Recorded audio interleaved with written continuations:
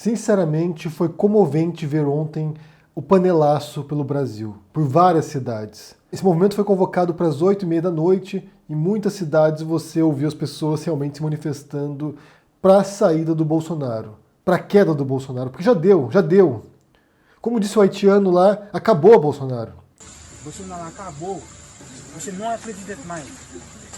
Você não é presidente mais. Não precisa existir. A pergunta que muita gente tem levantado é se esse é o melhor momento para fazer isso, né? No meio de uma crise global, de uma pandemia, se esse é o melhor momento para derrubar um presidente e por outra pessoa. Eu devolvo a pergunta: quando é o melhor momento para fazer isso? Nunca é um bom momento. Porque isso gera uma ruptura do processo eleitoral, da escolha feita por milhões de brasileiros, uma escolha errada, uma escolha desinformada, mas foi uma escolha feita por muitos brasileiros. Por outro lado, esse sujeito, o Bolsonaro, e quem o cerca, as pessoas que estão junto com ele, os filhos dele, são extremamente perigosos para o Brasil. Já deu, já deu. O estrago que ele poderia ter feito, ele já fez. Já deu agora. Ele é a pessoa menos preparada, menos equilibrada emocionalmente, menos razoável para liderar o Brasil nesse momento. Então já deu. É necessário que ele saia. É necessário que alguém mais hábil ocupe esse posto.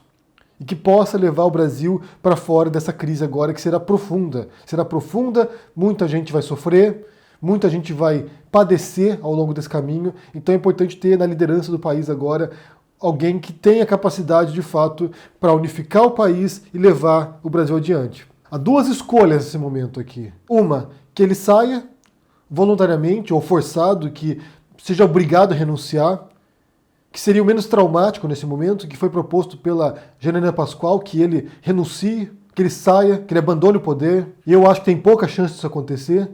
Seria necessária uma grande pressão popular mesmo, milhões e milhões de brasileiros se expressando e pedindo a saída dele para que ele voluntariamente acolhesse esse pedido, embora eu acho que ele não faria isso nem se as ruas estivessem pegando fogo, porque ele é alguém que é apegado ao poder e ele demonstra isso. É alguém que, como a gente já viu aqui inúmeras vezes, reforçou seu apoio a regimes repressivos de direita, ou seja, é alguém que tem esse fascínio pelo poder e que subiu a cabeça. Essa semana aqui, após a morte do Gustavo Bebiano, a família dele divulgou a carta que ele escreveu para o Bolsonaro, e ele fala disso. De alguém que, segundo o Bebiano, mudou depois de chegar ao poder. Mudou muito depois de chegar à presidência. Eu duvido disso, porque, na verdade, você, ouvindo ele falando, você sempre percebeu esse tom autoritário dele. Então não é, chegou ao poder e se tornou uma figura autoritária. Ele sempre foi essa figura e chegando ao poder ele viu pela primeira vez a oportunidade de agarrar tudo isso nas mãos dele e controlar. Então acho quase impossível que ele se afaste voluntariamente. E por outro lado, a segunda possibilidade é o impeachment. O processo de impeachment, que é um processo que não é tão rápido assim, é um processo doloroso, que cria fraturas no Brasil, como criou no processo da Dilma, cria fraturas, abre um abismo entre as posições, machuca muita gente e sabe-se lá o que pode acontecer depois. Mas que parece ser necessário. Já deu, como a gente falou aqui, já deu. Então essa semana, no intervalo de menos de 48 horas, 2 processos de impeachment foram enviados ao Rodrigo Maia. Um processo de impeachment enviado por um deputado da Rede e agora, ontem, um processo de impeachment enviado por deputados do PSOL e assinado por muitos intelectuais. Eu vou ler para vocês aqui algumas figuras que assinaram esse processo. Você tem aqui os autores, que são a Fernanda Melchiona, do PSOL, a Samia Bonfim, do PSOL, o Davi Miranda, do PSOL, e depois o Vladimir Safatli, a Adriana Abdenur, a Débora Diniz, o Daniel Pérez, o Silvio Almeida, a Rosana Pinheiro Machado, entre muitos outros artistas, intelectuais, professores, o Padre Júlio Lancelotti, muita gente que realmente se uniu agora nesse momento para proteger direitos dos brasileiros, proteger o sistema democrático brasileiro, proteger as instituições e, acima de tudo, proteger a racionalidade. Você tenha um representante público, um presidente que represente a razão, a lucidez, coisa que o Bolsonaro nunca representou. Quero ler um trechinho da conclusão aqui do pedido de impeachment, protocolado pelo PSOL, que diz o seguinte: o proferimento de declarações atentatórias à democracia, à liberdade dos demais poderes, à liberdade de imprensa, aos direitos humanos e fundamentais previstos na Constituição Federal, ofensivas a indivíduos ou classes inteiras de pessoas, O elogio à tortura, à ditadura, ao rompimento da ordem democrática, à enunciação de informações mentirosas e que afrontam o pensamento científico e a produção intelectual brasileira, o desferimento de impropérios e ofensas, tudo isso tem tomado conta do cotidiano da população brasileira desde que Jair Bolsonaro ganhou notoriedade em sua carreira pública e desde que assumiu a presidência da República, tematizando quase de maneira exclusiva o debate político do país. Diversos limites foram ultrapassados sem que as instituições brasileiras tivessem feito cumprir a Constituição Federal e a lei de maneira eficaz. Não obstante, o que se desenha a partir desse momento em que ministros militares ameaçam o livre exercício do poder legislativo sem nenhuma repreensão da parte da presidência e ao contrário, o presidente da República endossa tais ameaças, convoca o público pessoalmente por meio de órgãos públicos para atos em oposição ao Congresso Nacional e ao Supremo Tribunal Federal e, por fim, comparece pessoalmente aos atos, é a ameaça direta, concreta e iminente de rompimento da ordem democrática. E mais adiante eles dizem aqui, não resta dúvida sobre este prisma que o presidente da República cometeu crimes de responsabilidade, crimes comuns e quebrou irremediavelmente o decoro exigido para o cargo mais alto da República. Resta saber se o Poder Legislativo cumprirá as prerrogativas que advêm do Poder Constitucional que tem e promoverá a devida sanção, agindo para a preservação da democracia, da tripartição equânime dos poderes e para a salvaguarda da Constituição Federal. O que eles denunciam nesse pedido de impeachment aqui são vários crimes de responsabilidade do presidente. Vários, inúmeros crimes enunciados aqui. Os principais deles são os mais recentes agora, de incitar a população para ir às ruas contra os outros poderes e no caso também da pandemia, o modo como ele tem agido, as mentiras ditas. E o fato é que gradualmente a gente tem visto o cenário agora delinear um apoio maciço da população e das instituições também, do parlamento, para a remoção do presidente Bolsonaro. Já deu. E só para ter uma ideia também aqui, um adicional, um fator adicional, como eu disse aqui, o entorno do presidente Bolsonaro também inflama, também causa esse espírito antidemocrático e disruptivo. Você tem aqui o filho do Bolsonaro dizendo merda na internet, mais uma vez, quando não é um é o outro, né? Você tem um esforço coletivo do governo Bolsonaro de causar na internet. Você teve o Eduardo Bolsonaro dizendo o seguinte aqui, ele retuitou uma postagem do Rodrigo da Silva, que é um dos criadores do Spotnix, que cria toda uma narrativa, isso reproduzindo, de certo modo também, a retórica do Trump, de querer pôr a culpa na China pela pandemia. A gente sabe que os primeiros focos foram na China, a gente sabe que foi lá que começou isso.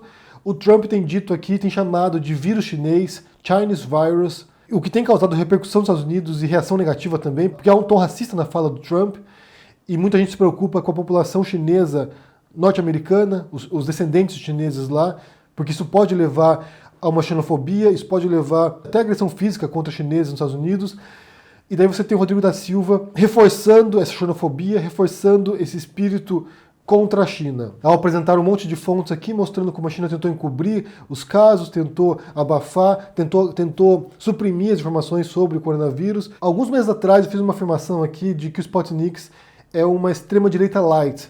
E quando eu falei isso, muita gente veio me criticar, dizendo que eu estava sendo leviano ao chamar todo mundo que é de direita de extrema-direita, e não é verdade. Você tem direitistas que não são extremistas de direita e nem que exploram essa retórica. Mas o fato é que você tem elementos, aquilo que se chama de dog whistles, que seria apito de cachorro, né? Que é aquilo que só cachorro ouve, que nosso ouvido não ouve, que são elementos, que são termos, expressões ou gestos ou conceitos que são utilizados para despertar certas emoções ou certos comportamentos, ou certas reações de quem já entende aquele contexto.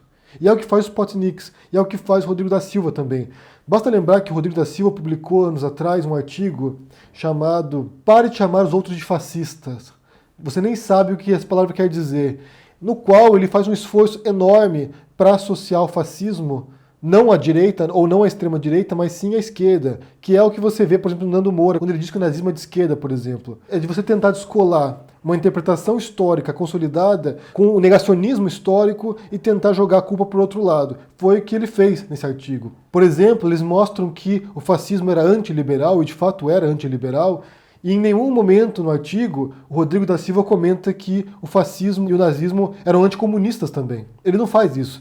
Ele faz uma visão parcial do processo histórico, justamente para lançar esses dog whistles, para fazer para jogar esses elementos, para esses grupos terem argumento contra o outro lado, mas de maneira enviesada, obviamente. Então o Eduardo Bolsonaro vai lá e compartilha essa thread do Rodrigo da Silva, dessa extrema-direita light. E daí o Eduardo Bolsonaro diz o seguinte: quem assistiu Chernobyl vai entender o que ocorreu. Substitua a usina nuclear pelo coronavírus e a ditadura soviética pela chinesa. Mais uma vez, uma ditadura preferiu esconder algo grave a expor tendo desgaste, mas que salvaria inúmeras vidas. A culpa é da China e liberdade seria a solução. Como se uma democracia como a Itália não houvesse tido problemas também para lidar com o vírus, e na verdade hoje a disseminação que chegou nos Estados Unidos e no Brasil não vem da China, eles vêm da Itália. Então você tem dois países, uma ditadura chinesa e um governo democrático italiano, e nenhum dos dois soube lidar com o coronavírus. Nenhum dos dois soube lidar com a pandemia. Pode ser que tenha havido atos para ocultar a gravidade da situação na China? Pode sim. Mas a Itália também não soube lidar com isso, e agora, nesse momento, é muito mais letal na Itália do que foi na China. É um país democrático que está com muito mais dificuldade para lidar com a situação do que a China lidou. Tanto que agora, nesse momento, hoje, oficialmente na China, há 0 casos novos de contaminação, enquanto que na Itália está disparando cada dia mais. E aqui na Espanha também. E certamente nos Estados Unidos, no Brasil também vai acontecer algo parecido. Então, querer culpar a China pela pandemia é um grande erro, porque as epidemias ocorrem, elas se propagam e em alguns casos saem mais ou menos do controle, embora nesse caso seja um caso particular de um vírus altamente contagioso e que tem uma taxa de letalidade considerável. Só que o problema dessa fala do Eduardo Bolsonaro aqui, desse ataque à China, que é o que tem feito o Trump também, ele está reproduzindo a cartilha trumpista aqui, foi que isso causou um incidente diplomático. Você teve aqui o embaixador da China respondendo ao Eduardo Bolsonaro, através da conta oficial da Embaixada da China no Brasil e através da conta do embaixador. Então a conta oficial da Embaixada respondeu o seguinte para o Eduardo Bolsonaro: as suas palavras são extremamente irresponsáveis e nos soam familiares. Ele se refere aqui ao Trump. Não deixam de ser uma imitação de seus queridos amigos. Ao voltar de Miami, contraiu, infelizmente, o vírus mental, que está infectando a amizade entre os nossos povos. E depois o embaixador aqui publicou o seguinte aqui na conta pessoal dele, mas representando a China no Brasil. Eduardo Bolsonaro, as suas palavras são um insulto maléfico contra a China e o povo chinês. Tal atitude flagrante anti-China não condiz com seu estatuto como deputado federal, nem a sua qualidade como uma figura pública especial. Nesse caso, o filho do escrotíssimo presidente da República. Daí ele convoca aqui Ernesto Araújo, Rodrigo Maia, Câmara dos Deputados. E depois ele prossegue. A parte chinesa repudia veementemente as suas palavras e exige que as retire imediatamente e peça uma desculpa ao povo chinês. Vou protestar e manifestar nossa indignação junto ao Itamaraty, Câmara dos Deputados, Eduardo Bolsonaro, Ernesto Araújo, Rodrigo Maia. E por fim, além disso, vão ferir a relação amistosa China-Brasil. Precisa assumir todas as suas consequências. É importante ressaltar aqui que a China é o terceiro maior parceiro comercial do Brasil. É o terceiro maior parceiro comercial. Nesse momento, a China tem enviado equipamentos e médicos para vários países, como a Itália, a Espanha também, para ajudar com a pandemia. Não me parece o momento mais apropriado agora para criar conflitos diplomáticos. É uma burrice. É claro que você não pode esperar do Eduardo Bolsonaro, filho do Jair Bolsonaro, que seja consequente, que age de maneira inteligente, porque é difícil exigir isso deles, que eles ajam com a razão. Então, para resumir esse vídeo aqui, são 3 pontos. Primeiro, que o Bolsonaro tem que cair. Ele tem que sair do poder. Ele não é a figura mais apropriada para liderar o país nesse momento. Ele tem que sair. Ou renunciar, ou um impeachment. Ele tem que sair. É um péssimo timing, é um péssimo momento, mas não tem outra saída. Ele tem que sair. O segundo ponto é que foram enviados pedidos de impeachment. Tem uma fila de pedidos de impeachment lá para o Rodrigo Maia analisar. Então é a hora, agora é a hora. Agora é a hora de começar a tirar esse cara do poder. E por fim, você tem um incidente diplomático causado pelo filhote do Bolsonaro, o Eduardo Bolsonaro, que é uma pessoa completamente inconsequente e que eles querem pôr agora a culpa na China. Como tem feito o Trump. Eles são macaquinhos que imitam o Trump. Papagaios, repetindo a retórica trumpista. Então, além de uma pandemia, além de uma crise econômica e sanitária sem precedentes, eles querem causar agora uma crise diplomática também. São estúpidos, esse é o fato, são estúpidos. Eu quero saber o que vocês pensam sobre essa situação aqui. Deixe seu comentário, deixe o joinha, assine o canal, ajude no Apoia-se e a gente se vê por aí. Abraço e até mais. Tchau.